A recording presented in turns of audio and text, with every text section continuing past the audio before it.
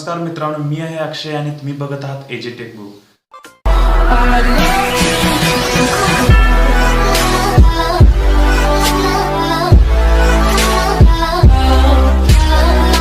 आज आम्ही करणार आहोत नोकिया 7 प्लसचे अनबॉक्सिंग आणि बघूयात हा मोबाईल कसा आहे, कितीपर्यंत आहे, या बजेटमध्ये हा फोन चांगला आहे का, आज आपण हे सगळं बघणार आहोत. तर हे असं पार्सल आलेलं आहे. जास्त प्रोटेक्शन नाही आहे, सिम्पल पॉकेटमधूनच आलेलं आहे पेटीएम मॉलकडून. पण या आधीचा जो मोबाईल होता त्याचं पॅकिंग एकदम मस्त होतं. रॅप हटूयात.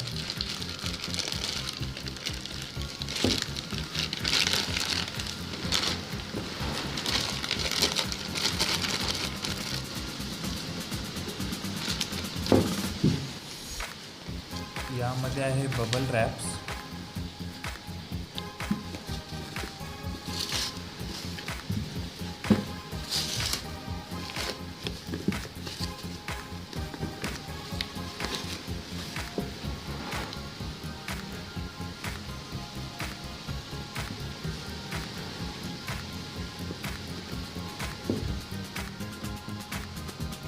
सील कट करूयात.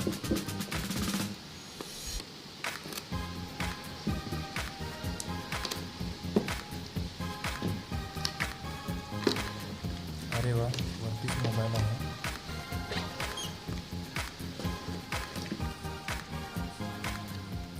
तर हा आहे नोकिया 7 प्लस.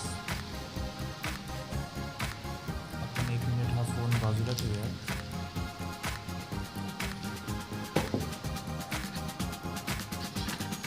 त्याच्या खाली मिळतो हा बॉक्स ज्यामध्ये आहे सिम इजेक्टर टूल आणि त्याच्या खाली आहे हा केस प्रोटेक्शनसाठी.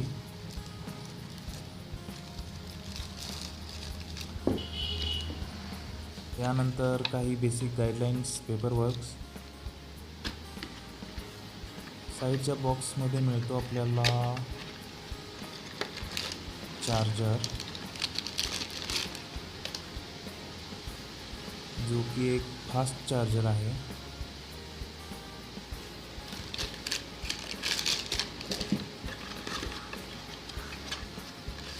त्यानंतर आहे डाटा केबल, इयरफोन्स,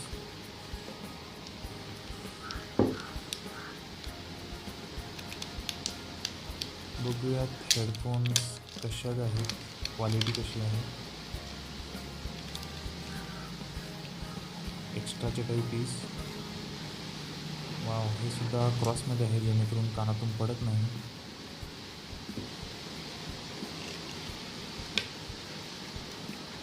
ही आहे टाईप सी USB केबल.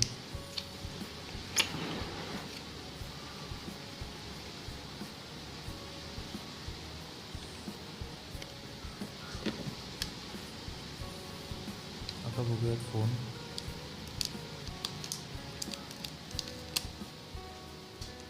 खूप जास्त चिकटलेला आहे.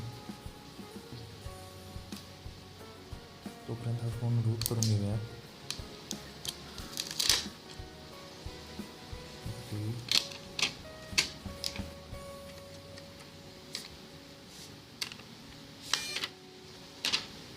वाव, बिल्ड क्वालिटी हातामध्ये फील होते. वरती आहे हेडफोन जॅक, इथे आहेत 2 स्पीकर, चार्जर, चार्जिंग स्पॉट. आता या फोनचं आपण फिंगरप्रिंट स्कॅनर किती फास्ट काम करतं पाहूयात. आधी सेट करून घेऊयात. आता मी व्हिडिओचं स्पीड नॉर्मल केलेलं आहे जेणेकरून फिंगरप्रिंटचं ओरिजिनल स्पीड समजेल.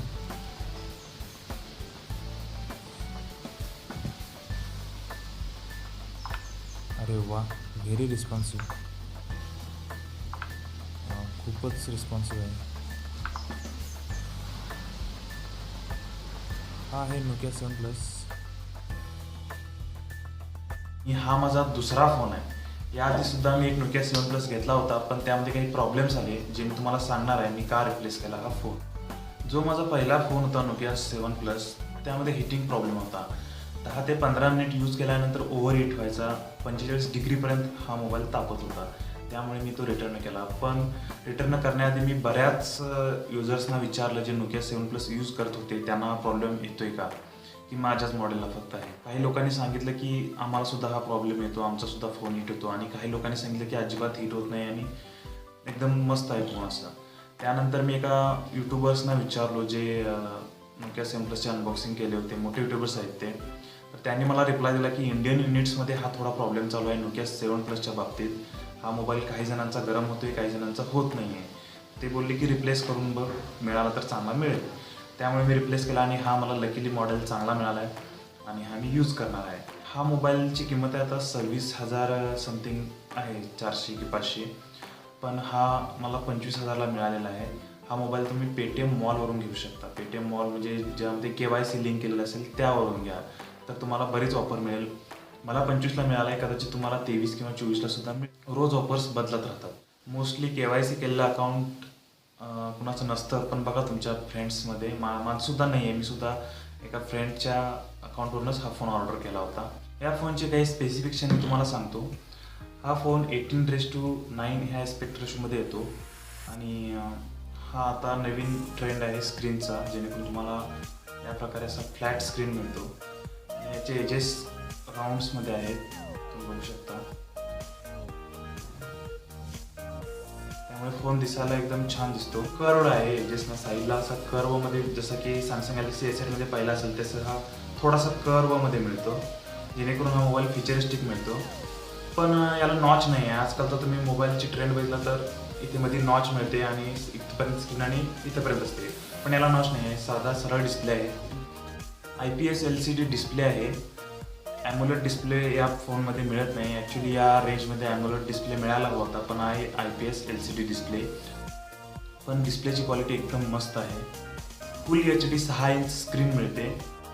या फोनमध्ये तुम्हाला ग्लास प्रोटेक्शन मिळणार आहे कॉर्निंग गोरिल्ला ग्लास 3चं. हा लेटेस्ट नाही आहे, आता कॉर्निंग गोरिल्ला ग्लास 5 यूजमध्ये आहे, पण 6 येणार आहे लवकरच. हा जुनाच आहे, पण स्क्रॅच रेजिस्टंट, हीट रेजिस्टन्स आहे. पण हा फोन वॉटरप्रूफ नाही आहे, वॉटर रेजिस्टन्स नाही आहे. हा फोन बऱ्यापैकी वॉटर अडवू शकतं त्याच्या बिल्ड क्वालिटीमुळे. हा फोन बिल्ड क्वालिटीसाठीच ओळखला जातो. आणि कॅमेरा सेन्सर आहेत. मेन कॅमेरा आहे 12 आणि सेकंडरी आहे 13. 12+13 मेगापिक्सल कॅमेरा सेन्सर आहेत. फ्रंट कॅमेरा आहे 16 मेगा. या कॅमेऱ्याचे लेन्स आहेत जेईस ऑप्टिक लेन्स. हा सगळ्यात मस्त लेन्स आहे जो फोनमध्ये यूज केला जातो, त्यामधला सगळ्यात मस्तवाला लेन्स आहे. त्यामुळे फोटो एकदम मस्त मिळतात. कॅमेऱ्याचे अपेर्चर पॉईंट आहेत. मेन कॅमेरा 1.7 आणि सेकंडरी कॅमेऱ्याचा जो डेप्थ सेन्सिंगचं काम करतो त्याचा अपेर्चर पॉईंट आहे 2.0 आणि फ्रंटचा पण आहे 2.0 पिक्सल. या फोनचे 2 व्हेरियंट आहेत, 4GB 64GB आणि 6GB 64GB. 6GB 64GBची किंमत 28 समथिंग आहे. हा फोन 2 कलरमध्ये अवेलेबल आहे, एक ब्लॅक पॅनल आणि एक व्हाईट पॅनलमध्ये. USB Type-C सपोर्ट चार्जर आहे, फास्ट चार्जिंग आहे, 1 तासामध्ये चार्जिंग फुल होऊन जातं.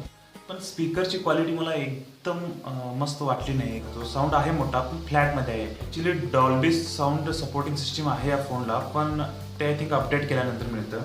या फोनला फेस अनलॉकसुद्धा अपडेट केल्यानंतर मिळालेलं आहे मला. पण कोणत्याही फेस अनलॉकसाठी हार्डवेअर नाही आहे, हे काम करणार आहे कॅमेराने. कॅमेरामुळेच फेस अनलॉकचं काम. थोड्या ठराविक मॉडेल्सना सोडलं तर सगळ्यांना फेस अनलॉक हे कॅमेऱ्याच्याच यूजने मिळतं. या फोनचं सॉफ्टवेअर मिळणार आहे 8.1 ओरिओ आणि नोकियाने प्रॉमिस केली की येणारे 3 अपडेट्स या फोनमध्ये मिळतील. आता Android P बेटा व्हर्जन या फोनमध्ये मिळू शकतो, पण मी डाउनलोड केलं नाही आहे कारण मोबाईल येऊन 3-4 दिवस झालेले आहेत आधी, त्यामुळे मी नंतर अपडेट करेन. या फोनची प्राईस थोडीशी जास्त वाटते. स्पेसिफिकेशन्स बघितले तर या फोनची प्राईस असायला पाहिजे 22.5 ते 23 या रेंजमध्ये. पण हा फोन नोकियाचा आहे त्यामुळे प्राईस तर हाय असणारच. हा फोन बनलेला आहे ॲल्युमिनियम सिलिकॉन समथिंग आहे, त्यामुळे हातात धरल्यानंतर एक वेट फील होते, एक प्रीमियम फील होतं. हे एक चांगलं काम केलेलं आहे नोकियाने. लुकमध्ये हा फोन सगळ्यात मस्त वाटलेला आहे मला आजपर्यंत जे मी फोन बघितले. हा लुकमध्ये एकदम प्रीमियम आणि स्लिम बघायला मिळतो. या फोनची बॅटरी आहे 3800 mAh, 3800 mAh, त्यामुळे बॅटरी बॅकअप चांगला आहे. पण 3800 mAh एवढं मला वाटलेलं नाही आहे. कदाचित 3000 mAh या टाईपची बॅटरी मला वाटलेली आहे यूज करताना. पण ओव्हरऑल बॅटरी बॅकअप खूप छान आहे. जर तुम्ही हेवी युजर्स नसाल तर 1 दिवस आरामात जा. या फोनमध्ये प्रोसेसर बघायला मिळतो स्नॅपड्रॅगन 660 ऑक्टा कोर आणि हा मिड रेंजमध्ये यूज केला जाणारा सगळ्यात जास्त प्रोसेसर आहे. प्रोसेसर एकदम स्ट्रॉंग आहे. फोनच्या राईट साईडला मिळतं पॉवर की आणि त्याच्यावर मिळतं व्हॉल्यूम रॉकर. इथे आहे हेडफोन जॅक, फिंगरप्रिंट स्कॅनर आणि इथे येतात 2 स्पीकर. इथे आहे चार्जिंग, हा आहे माईक आणि इथे आहे सेकंडरी माईक. तुम्हाला जर या फोनबद्दल काही शंका असेल, काही विचारायचं असेल तर मला कमेंट बॉक्समध्ये कमेंट करून विचारा. मी तुम्हाला रिप्लाय देईन आणि सांगेन. आणि मी आशा करतो तुम्हाला हा व्हिडिओ आवडला असेल. प्लीज माझ्या चॅनलला सबस्क्राईब करा, बेल नोटिफिकेशनवर क्लिक करा. मी असेच टेक्निकल व्हिडिओज बनवत राहीन.